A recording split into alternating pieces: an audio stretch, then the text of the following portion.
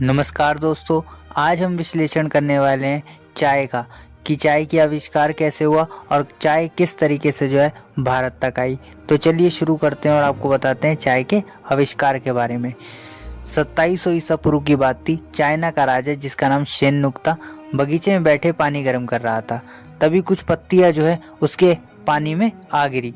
जब उसने पानी देखा तो वो आश्चर्य रह गया उसे, क्योंकि जो पानी का रंग था वो बदल चुका था। अब यदि वो पानी दोबारा गर्म करता तो उसे समय लगता। तो उसने क्या किया, उसी पानी को पी गया। जब उसने पिया पानी तो बड़ा उसे अच्छा लगा, वो मतलब कह सकते कि स्वाद आया उस पानी में। उसने अपने दरबारियों को बुलाया और वो पत्ती खोजने को गई जो उस पानी में गिरी थी।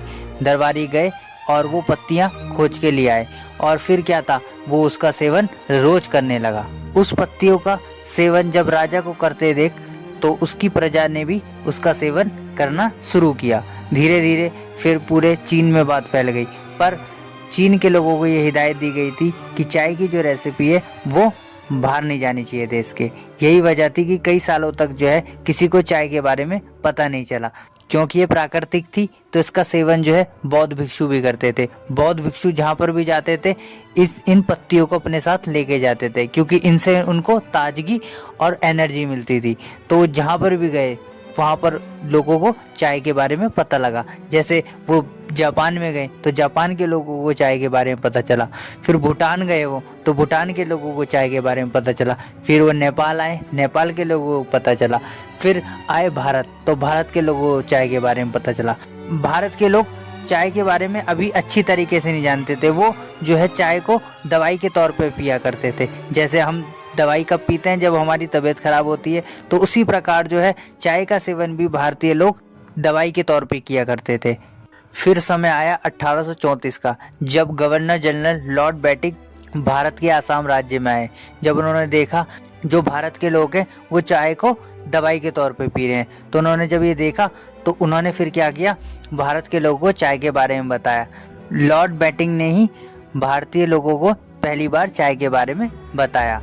जब अंग्रेजों ने देखा कि आसाम राज्य में चाय अच्छी तरीके से उग सकती है, तो फिर क्या करा उन्होंने, 1835 के अंदर जो है यहाँ पर बागान लगाना शुरू कर दिए। यहाँ चाय के बड़े बड़े बागान लगाए और कुछ समय बाद यही अंग्रेजों का मुख्य व्यापार बन चुका था। पर अंग्रेजों का मुख्य व्यापार तो चाय बन चुका था, पर अभी भी भारत के लोग जो है चाय कम पी रहे थे।